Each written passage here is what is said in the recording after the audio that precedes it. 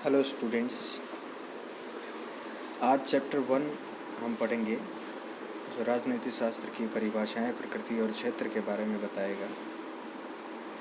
इसमें आज सिर्फ ये जानेंगे कि पॉलिटिकल साइंस आखिर आया कहाँ से, होता क्या है, शुरुआत कहाँ से हुई और आदमी इसमें क्या रोल रखता है, कैसे राज्य की ज़रूरत हमें पड़ी और शुरू में राज्य कहाँ कहाँ स्थापित हुए, उसके बाद में राज्य का वर्तमान रूप क्या है, प्राचीनतम रूप हम इसमें जानेंगे।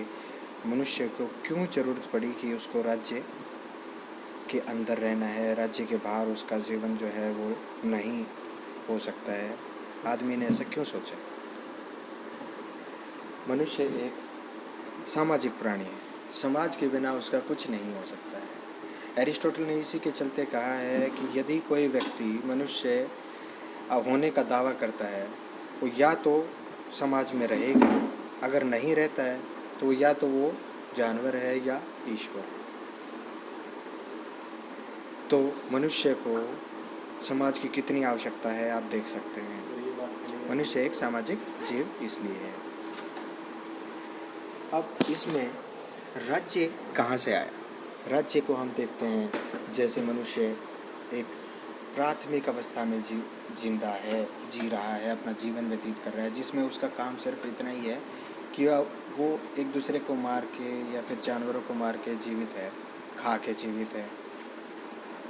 जैसे जैसे ज़्यादा लोग होते हैं, एक जगह ज़्यादा इकट्ठे हो जाते हैं, एक बलवान जो है एक कमज़ोर व्यक्ति का हक छीनता है और फिर उसके बाद में भी कोई आदमी आके एक छोटी सी जगह के ऊपर ये कह देता है कि ये मेरा एक हिस्सा, ज़मीन का टुकड़ा ये मेरा है। वहाँ से शुरू होता है मेरे और तेरे की भावना का रोल और यहीं से उत्पन्न होते हैं प्राइवेट प्रॉपर्टी। जहाँ पर व्यक्तिगत संपत्ति की बात आती है वहाँ पर कोई रखवाला भी चाहिए और दूसरे लोगों ने उस चीज़ को मान लिया कि हाँ ये इसके अधिकार क्षेत्र में ये भूमि का टुकड़ा आता है। जैसे जैसे जनसंख्या बढ़ी, लोगों के बीच में संबंध बढ़े, लेन देन बढ़ा, तो एक ऐसे प्रभुता संपन्न संस्था की आवश्यकता पड़ी जिसमें उनको एक ऐसे राजा की आवश्यकता थी जो उनके लिए निर्णय ले, उनके अधिकारों की संरक्षण की बात करे। तो उन्हें पड़ी एक समाज के साथ साथ राज्य की आवश्यकता और राज्य में भी उनके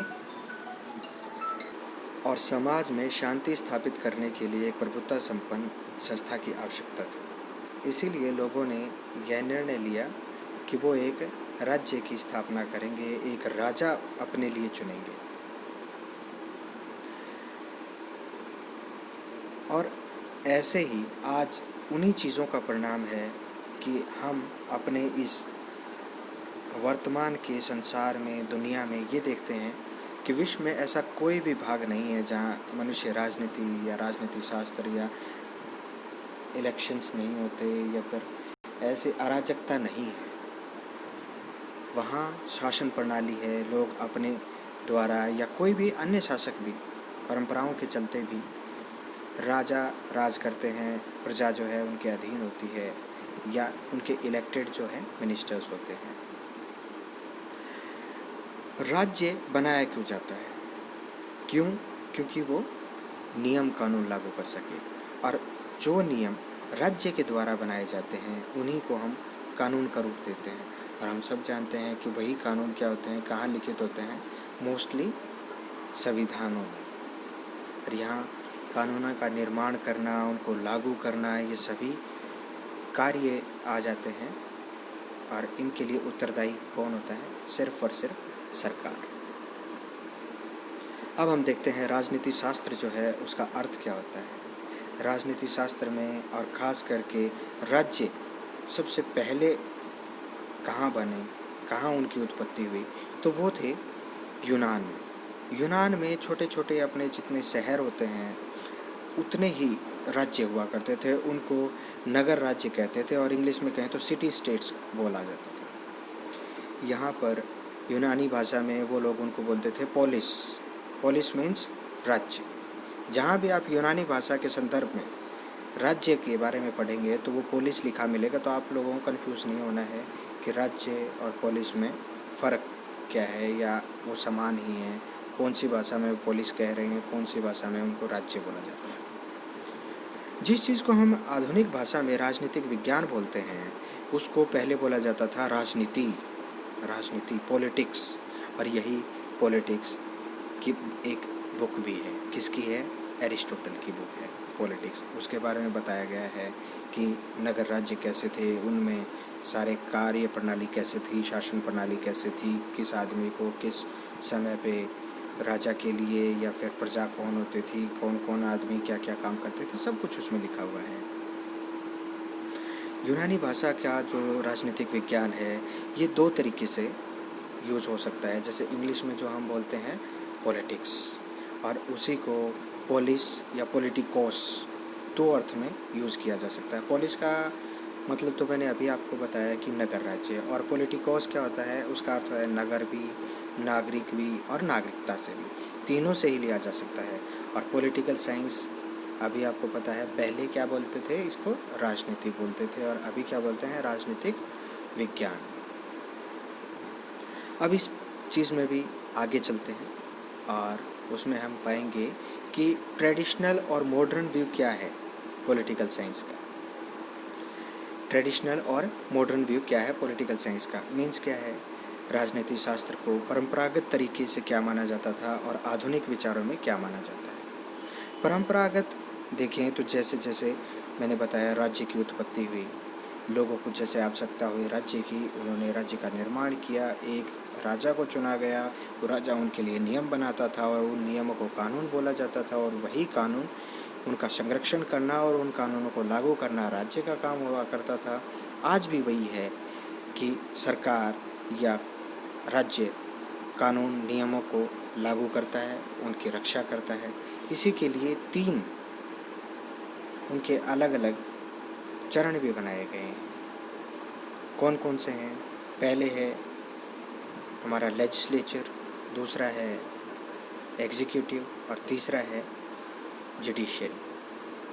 हिंदी में अगर हम जानें तो पहला है कार्यपालिका, दूसरा है विधायी पालिका, और तीसरा है न्यायपालिका। इस चीज़ में देखते हैं फिर आगे। उनका यही काम है, विधायी पालिका का काम है कि कानूनों का निर्माण करना,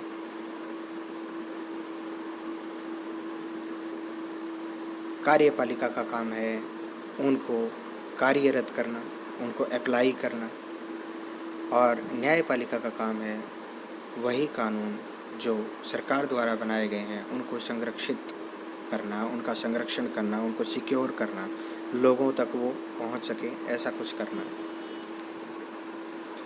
परंपरागत दृष्टिकोण से अगर हम राजनीतिक शास्त्र को देखते हैं तो राज्य और सरकार को केवल सैद्धांतिक अध्ययन के तौर पे ही माना जाता था। कैसे कि ये सिर्फ हम विज्ञान पढ़ रहे हैं, हम राजनीतिक शास्त्र पढ़ रहे हैं, उस शास्त्र में सिर्फ और सिर्फ किस चीज़ के लिए देखा जाता था कि ये सिद्धांत दिए जाते हैं, इन सिद्धांतों को अप्लाई कितना करना है, कितने होंगे, हर जगह पे अप्लाई हो सकते हैं कि नहीं, ये सारी चीज़ें 20वीं शताब्दी तक नहीं थी। व्यवहारिक राजनीतिक तथ्य का अध्ययन करते ही नहीं थे कि ये अप्लाई कैसे होंगी, ये ऐसा, हाँ ऐसे सिद्धांत दिए जाते थे। जो सिद्धांतों में क्या आता है कि चाहिए, ऐसा होना चाहिए, एक राजा होना चाहिए, उसकी प्रजा उन नियमों का पालन करे।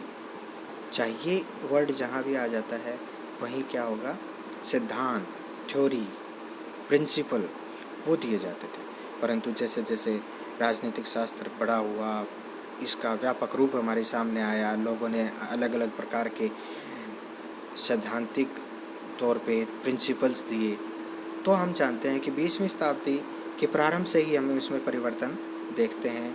बहुत सारे ऐसे विचारक हुए जो ये मानते हैं कि राजनीतिक विज्ञान जो है व्यवहारिक विज्ञान होना चाहिए, व्यवहार में लाने वाली एक ऐसा विज्ञान है जो हम रोज़मर्रा की ज़िंदगी में देखते हैं।